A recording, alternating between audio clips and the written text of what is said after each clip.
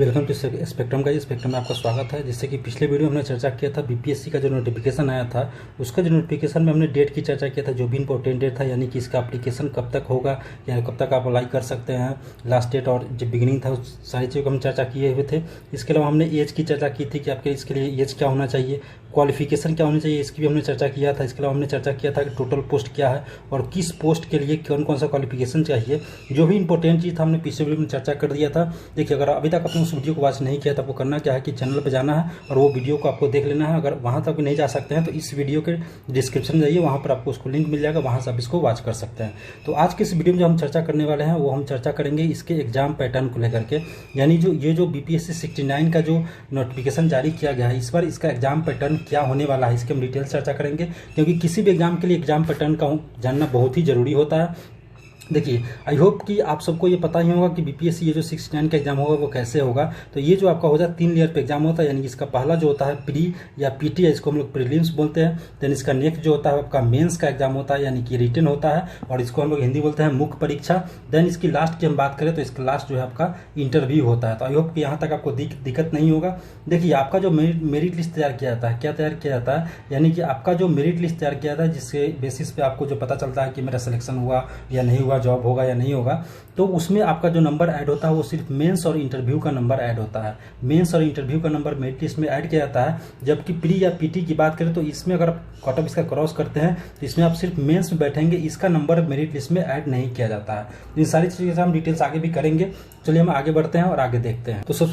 तो सबसे पहले हम देखते हैं पीटी की हम बात करते हैं, प्रीलिम्स की बात करते हैं। अगर प्रीलिम्स की या पीटी की हम बात करें कि इसमें सबसे पहले आपका सवाल होगा कि इसमें क्वेश्चन कौन से सब्जेक्ट से पूछे जाते हैं। तो इसमें जो आपका क्वेश्चन होता है आपका जीएस होता है, यानी समान अध्ययन का इसमें पेपर होता है, इससे आपके क्वेश्चन पूछे जाते हैं। ये प्रश्न जो होता है आपका एमसीक्यू फॉर्मेट में होता है। कौन सा फॉर्मेट में होता है? एमसीक्यू फॉर्मेट में होता है, यानी कि आपको ऑब्जेक्टिव मिलेगा जिसमें आपको 5 ऑप्शन दिए जाएंगे। बीपीएससी कितने ऑप्शन देता है? बीपीएससी 5 ऑप्शन देता है, ए बी सी डी और ई करके ये 5 ऑप्शन देता है, जिसमें आपको लगे कि ये राइट आंसर है, उस ऑप्शन को आपको OMR सीट में जो है आपका कलर करना पड़ता है। वही बात करें कितने नंबर का ये होगा, तो इसका जो मार्क्स होगा वो आपका 150 मार्क्स का होगा और इसके लिए आपको समय दिया जाएगा, 2 घंटे का समय दिया जाएगा। तो देखिए, सब्जेक्ट आपका क्या होगा? जीएस पेपर होगा, एमसीक्यू बेस्ड क्वेश्चन होगा, जिसमें आपको ऑप्शन दिए जाएंगे ABCD करके। फिर आपका जो टोटल मार्क्स होगा वो 150 मार्क्स का होगा, इसके लिए आपको 2 घंटे का समय दिया जाएगा। और बीपीएससी प्रीवियस ईयर से नेगेटिव मार्किंग को लगाना शुरू कर दिया है। तो देखिए, जो भी क्वेश्चन पे आपको थोड़ा मोड़ा डाउट होगा, आपको लग रहा होगा कि हाँ ये सही है, मतलब थोड़ा सा डाउट होगा, उसमें आप अटेम्प्ट कर सकते हैं।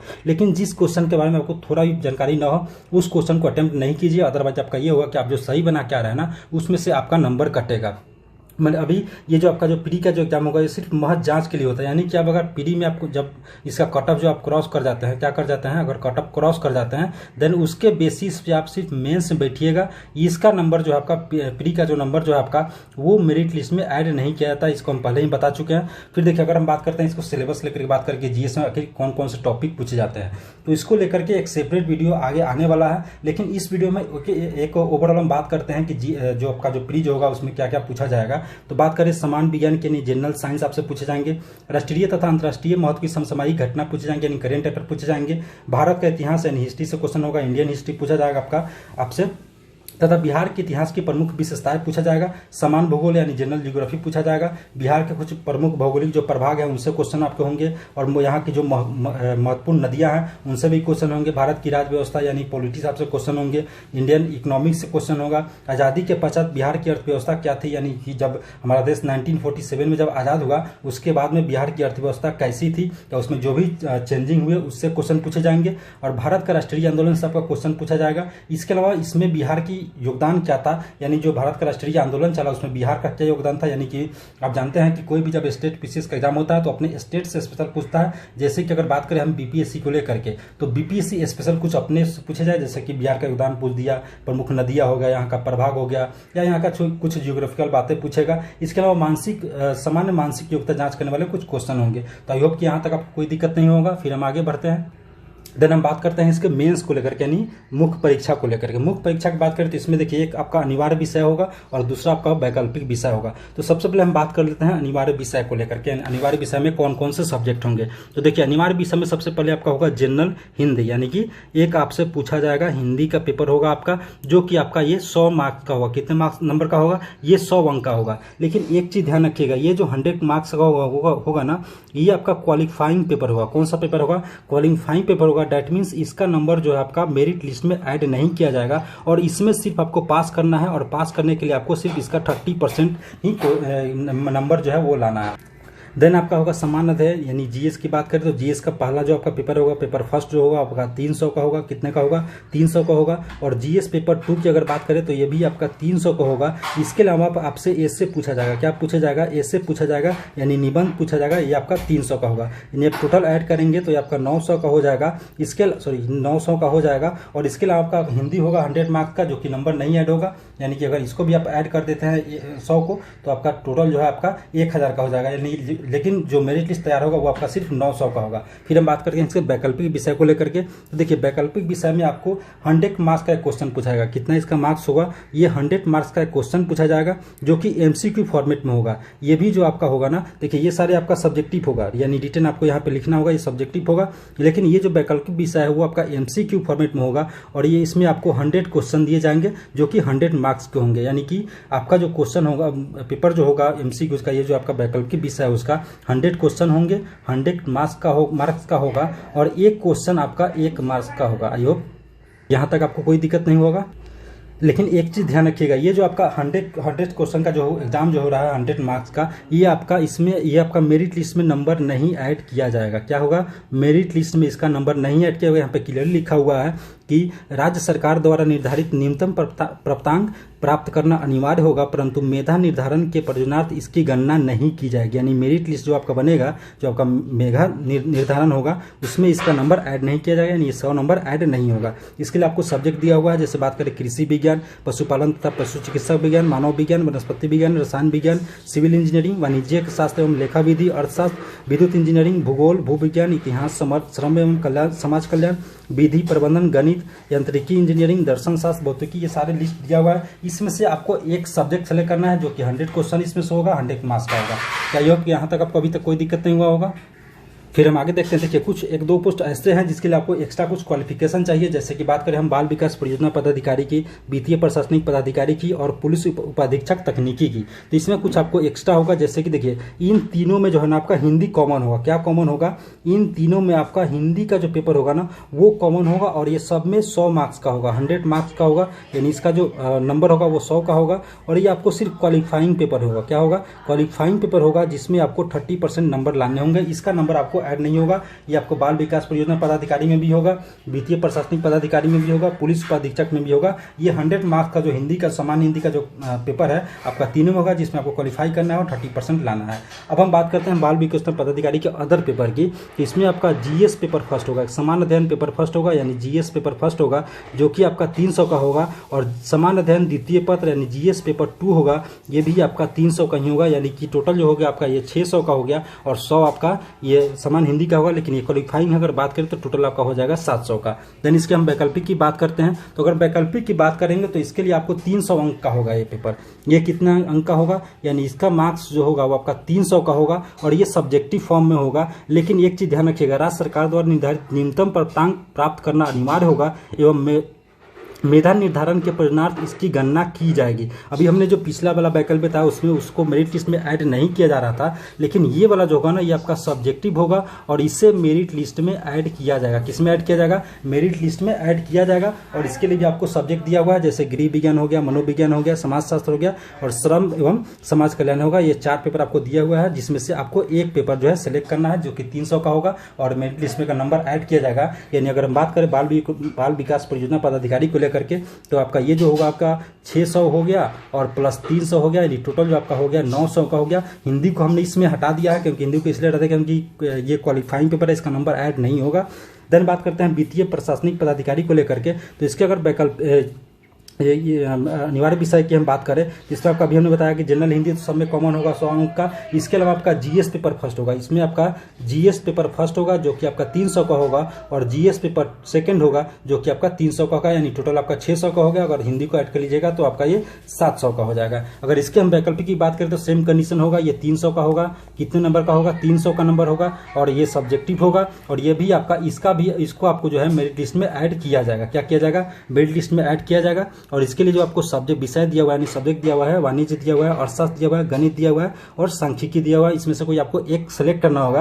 देन अगर फिर टोटल मार्क्स की बात करें तो देखिए ये जो आपका हो गया 600 का ये हो गया, और प्लस 300 का वैकल्पिक हो गया, टोटल आपका हो गया 900 का हो गया। और आपका एक्स्ट्रा जो है 100 जो आपका हिंदी का ऐड होगा, लेकिन इसका नंबर मेरिट लिस्ट में नहीं जुटने वाला, इसलिए हम इसको अलग करके चल रहे हैं। देन बात करते हैं पुलिस उपाधीक्षक तकनीकी को लेकर के। तो अभी हमने बताया हिंदी तो कॉमन होगा। इसके अलावा आपका जीएस की अगर बात करें कि इसमें जीएस का पेपर कैसा होगा, तो इसमें जीएस पेपर फर्स्ट होगा जो कि आपका 300 का होगा। जीएस पेपर सेकंड होगा, ये भी आपका 300 का होगा। इसके अलावा इसमें आपसे निबंध पूछा जाएगा, यानी कि एस्से का एक पेपर लिया जाएगा जो कि आपका 300 का होगा। यानी ये टोटल आपके हो गए 900, और प्लस आप हिंदी वाला ऐड कर लीजिएगा तो ये टोटल आपका हो जाएगा 1000 का हो जाएगा। देन अब बात करते हैं इसके वैकल्पिक को लेकर के। तो सेम कंडीशन होगा, 300 मार्क्स का होगा। कितने होगा? 300 मार्क्स का होगा, सब्जेक्टिव होगा, और मेगा निर्धारण में इसका गणना किया जाएगा। ध्यान रखिएगा, मेरिट लिस्ट में इसका नाम ऐड किया, ये नंबर ऐड किया जाएगा। इसके सब्जेक्ट की बात करें तो यहाँ पे दिया हुआ है, जैसे कि इलेक्ट्रॉनिक्स एवं संचार इंजीनियरिंग, इलेक्ट्रॉनिक्स एवं टेलीकम्युनिकेशन इंजीनियरिंग, सूचना प्रौद्योगिकी और इलेक्ट्रिकल एवं इलेक्ट्रॉनिक्स इंजीनियरिंग। इसके अलावा इंस्ट्रूमेंटेशन और इंजीनियरिंग एवं संचार होगा, और इलेक्ट्रिकल इंजीनियरिंग जिसमें इलेक्ट्रॉनिक संचार की विशेषता होगी, ये आपको दिया हुआ है। इसमें से आपको एक सेलेक्ट करना होगा। देन अगर इसके टोटल मार्क्स की फिर बात करें तो 900 आपका ये हो गया, 900 ये हो गया, प्लस 300 हो जाएगा, यानी कि आपका ये टोटल जो आपका हो जाएगा ये 1200 का हो जाएगा। फिर इसकी डिटेल्स भी आगे हम चर्चा करने वाले हैं। फिर आगे हम बढ़ते हैं। देखिए अगर आप पीटी में पास कर जाते हैं, यानी पीडी का जो या प्रीलिम्स का जो है कट ऑफ क्रॉस कर जाते हैं, देन आप मेरिट लिस्ट के में आप बैठने वाले हो जाते हैं, यानी पीडी आपका कट ऑफ पार कर गए, देन आपका मेरिट लिस्ट में नाम आ जाएगा। तो उसके लिए आपको एक फॉर्म डालना होगा, यानी कि जब पीडी का कट ऑफ क्रॉस कर जाइएगा, देन आपका रिजल्ट आने के बाद आपको एक फॉर्म डालना होगा, तब जाके आप मेंस के एग्जाम में बैठिएगा। यहाँ पे क्लियर लिखा हुआ है, प्रारंभिक प्रतियोगिता परीक्षा में सफल अभ्यर्थियों को मुख्य लिखित परीक्षा हेतु अलग से ऑनलाइन आवेदन भरना होगा। यानी पीडी पास करने के बाद आपके मेंस के लिए अलग से एक फॉर्म जो है आपको अप्लाई करना होगा, और वैकल्पिक विषय जो दिया हुआ है उसमें से एक विषय आपको चयन करना होगा। देन हम बात करते हैं इसके लैंग्वेज को लेकर के कि एग्जाम जो होगा वो किस लैंग्वेज होगा, यानी पेपर आपका जो क्वेश्चन पेपर होगा वो किस लैंग्वेज में होगा। तो आपका लैंग्वेज जो होगा ना, हिंदी और इंग्लिश दोनों में होगा। किस में होगा? हिंदी और प्लस इंग्लिश दोनों में होगा। ध्यान रखिएगा, इंग्लिश और हिंदी दोनों में होगा। लेकिन अगर आंसर देने की हम बात करें तो अगर आप इसका आंसर किस किस विषय में दे सकते हैं, तो अगर हम आंसर देने की बात करें तो इसका आप आंसर जो है हिंदी में दे सकते हैं जो कि देवनागरी लिपि में होगा, या आप इसको इंग्लिश में आंसर कर सकते हैं। इसके अलावा आप इसको उर्दू में भी आंसर दे सकते हैं। यानी कि प्रश्न का जो भाषा होगा वो आपका हिंदी होगा और इंग्लिश होगा, सिर्फ 2 भाषा में। लेकिन आप आंसर कर सकते हैं हिंदी, इंग्लिश और उर्दू, इन तीनों भाषा में जो भी आपका पकड़ होगा या जिसमें आप देना चाहे उसमें आप आंसर कर सकते हैं। फिर आगे देखते हैं इंटरव्यू को लेकर के। इंटरव्यू कितने का होगा? तो इंटरव्यू जो होगा आपका 120 अंक का होगा। और ध्यान रखिएगा, आप जब पास करते हैं देन आपको फॉर्म डालना होगा। मेंस के लिए क्या करना होगा? मेंस के लिए फॉर्म डालना होगा। और जब मेंस भी आप क्वालिफाई कर जाते हैं, जब इंटरव्यू के लिए आपका बुलावा आएगा तो आपको इंटरव्यू भी देना होगा। मान लीजिए आप प्री कट ऑफ क्रॉस कर लिए, मेंस का एग्जाम दे दिए, लेकिन अगर आप इंटरव्यू में नहीं गए तो डेट केस उस केस में आपका सिलेक्शन नहीं किया जाएगा। यहाँ पे क्लियरली लिखा हुआ है, व्यक्तित्व परीक्षण हेतु आमंत्रित उम्मीदवारों को व्यक्तित्व परीक्षण में भाग लेना अनिवार्य होगा, नहीं तो उनका अंतिम परीक्षाफल जो प्रकाशित होगा, यानी जो मेरिट लिस्ट तैयार किया जाएगा उसमें उनका नाम नहीं डाला जाएगा। ओके, देन आप बात करते हैं ओवरऑल सारे को लेकर के कितने कितने का एग्जाम होगा। पहले हम बात करते हैं 69वीं संयुक्त मुख्य परीक्षा को लेकर के। ये 900 का होगा, जिसमें से देख पहला जो होगा आपका 900 का होगा। अगर पेपर की बात करें कि कौन कौन से सब्जेक्ट होंगे, तो जीएस पेपर फर्स्ट होगा। क्या होगा? जीएस पेपर फर्स्ट होगा जो कि आपका 300 का होगा। इसके अलावा जीएस पेपर 2 होगा, यानी पेपर 2 होगा, ये भी आपका 300 का होगा। इसके अलावा आपका निबंध होगा, यानी एक एस्से का पेपर होगा जो कि आपका 300 का होगा। तीनों को जब ऐड करेंगे आप तो आपका टोटल कितना हो जाएगा? 900 का हो जाएगा। और प्लस इंटरव्यू जो आपका होगा वो 120 का होगा, यानी कि 900 और 120 इंटरव्यू का जब दोनों का आप ऐड करिएगा तो 1020 हो जाएगा। कितना हो जाएगा? 1020। और इसी आधार पे आपका मेरिट लिस्ट तैयार किया जाएगा, मेधा सूची तैयार किया जाएगा। देन बात करते हैं बाल विकास परियोजना पदाधिकारी को लेकर के या वित्तीय प्रशासनिक पदाधिकारी को लेकर के। तो इसमें जो आपका मेन जो परीक्षा होगा, मेंस का जो एग्जाम होगा वो आपका 900 का होगा। कितने का होगा? 900 का होगा।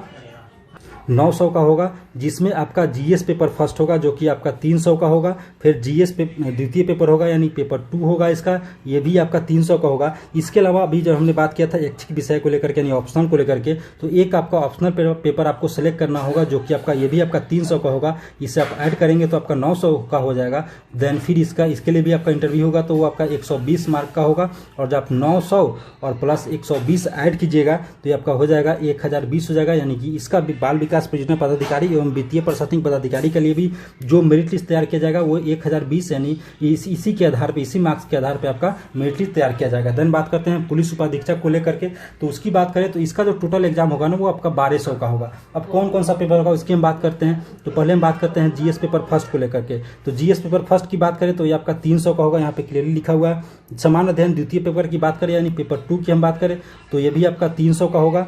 इसके अलावा निबंध यानी आपसे एसे पूछा जाएगा, क्या पूछा जाएगा, एसे पूछा जाएगा, ये भी आपका 300 का होगा। इसके अलावा आपका ऐच्छिक विषय होगा, ये जैसे हमने बताया था अभी कि उसमें जो लिस्ट दिया हुआ था उसमें से आपको एक ऑप्शनल सेलेक्ट करना होगा।